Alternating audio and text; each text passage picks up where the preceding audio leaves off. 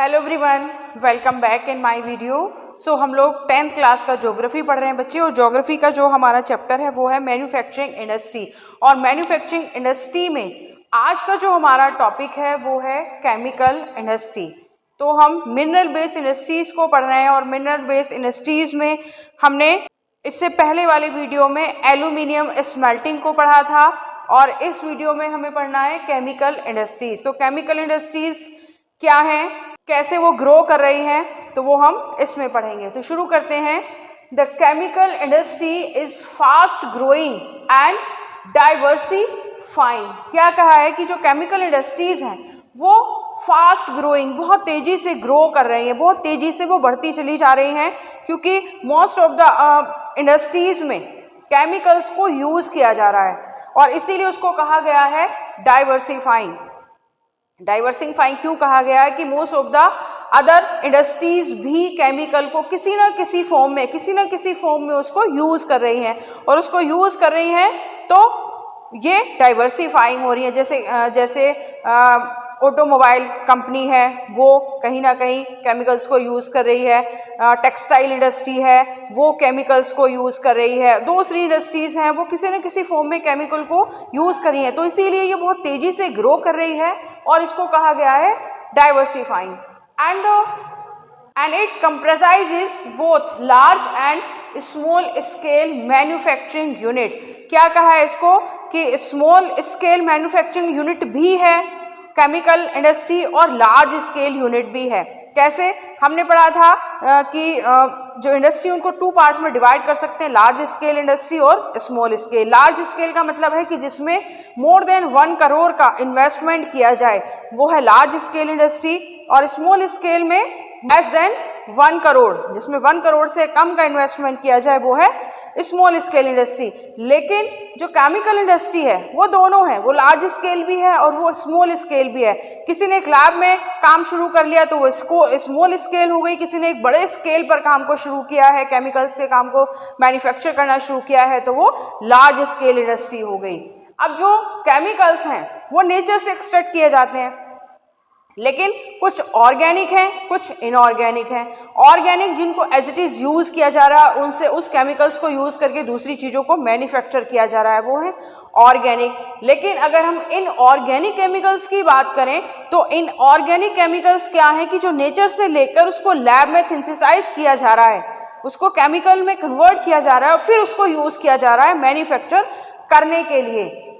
जैसे sulphuric acid nature से लिया, फिर उसको लैब में सिंथेसाइज किया और उसको कन्वर्ट किया सल्फ्यूरिक एसिड में। उसके बाद उससे fertiliser, synthetic fibre, plastic, adhesive जो जोड़ने का काम करते हैं, जो चीज़ों को जोड़ने का काम करते हैं, जैसे टेप है, जैसे गम्स हैं, पेंट्स एंड डाइंग स्टफ। फिर सल्फ्यूरिक एसिड का यूज करके, इस केमिकल को यूज करके इन सब चीजों को मैन्युफैक्चर किया जाता है।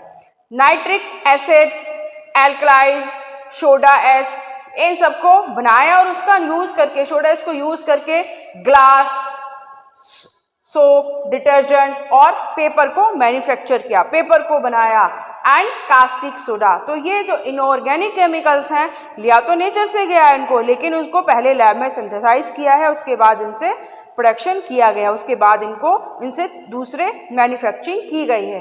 ऑर्गेनिक की बात करें तो ऑर्गेनिक को डायरेक्ट नेचर से लिया और उससे मैन्युफैक्चर किया।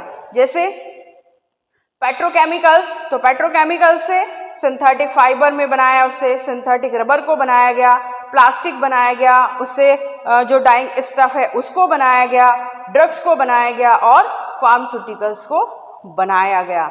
तो ये दोनों में डिफरेंस है, ऑर्गेनिक और इनऑर्गेनिक। ऑर्गेनिक जिसको एज इट इज नेचर से लेकर उससे मैन्युफैक्चरिंग की गई, और इनऑर्गेनिक जिसको पहले लैब में सिंथेसाइज किया गया और उसके बाद उससे मैन्युफैक्चरिंग की गई। आई बात समझ में? आई होप दोनों में जो डिफरेंस है ऑर्गेनिक और इनऑर्गेनिक में वो आपको क्लियर हो गया है। अब आगे देखते हैं। और organic chemical plants are located near oil refineries and petrochemicals plant. क्या कहा है, जो ऑर्गेनिक केमिकल्स प्लांट हैं वो या तो ऑयल रिफाइनरीज के पास उनको सेटअप किया गया है, या फिर उनको पेट्रोकेमिकल्स प्लांट्स के पास उनको सेटअप किया गया है। ऑर्गेनिक में पढ़ा था ना हमने कि पेट्रोकेमिकल से दूसरी चीज़ों को मैन्युफैक्चर किया जा रहा है, तो इनको नियर ऑयल रिफाइनरीज और पेट्रोकेमिकल प्लांट्स के पास ही इनको सेटअप किया जाता है। और क्या कह रहा है कि chemical industry is its own largest consumer. कहा जा रहा है कि जो केमिकल इंडस्ट्री है वो अपने आप में एक लार्जेस्ट कंज्यूमर है, मतलब जो केमिकल प्रोड्यूस हो रहे हैं उनको वो खुद ही कंज्यूम कर ले रही है। अब कंज्यूम किस लिए कर रही है, क्या करती है, उनको कंज्यूम कैसे करती है? So basic chemical undergo process to further produce other chemicals. किस लिए? कि जो केमिकल्स हैं वो 2-3 केमिकल्स को एक साथ मिलाया और उनको मिक्स करने के बाद, उसके कॉम्बिनेशन के बाद एक दूसरा ही केमिकल बनकर तैयार हो जाता है, एक दूसरा अदर केमिकल बनकर तैयार होता है। कि बेसिक केमिकल्स को लिया, उनको प्रोसेस किया, 2-3 केमिकल्स को यूज़ किया और एक नया उससे केमिकल बनाकर तैयार कर लिया। तो this is all about the chemical industry. कि केमिकल इंडस्ट्री क्या है, उसके कैरेक्टराइस्टिक क्या है, ऑर्गेनिक इनऑर्गेनिक क्या है और क्यों उसको अपना ही सबसे बड़ा कंज्यूमर कहा गया है। तो this is all about the chemical industry. इससे नेक्स्ट वीडियो में हम पढ़ेंगे फर्टिलाइजर इंडस्ट्रीज को, कि केमिकल को लेकर फर्टिलाइजर को बनाया गया है ना, तो नेक्स्ट वीडियो में हम क्या पढ़ेंगे, हम पढ़ेंगे फर्टिलाइजर इंडस्ट्रीज को। मिलते हैं नेक्स्ट वीडियो में। Till then watch my video. Thank you very much बच्चे एंड गुड बाय।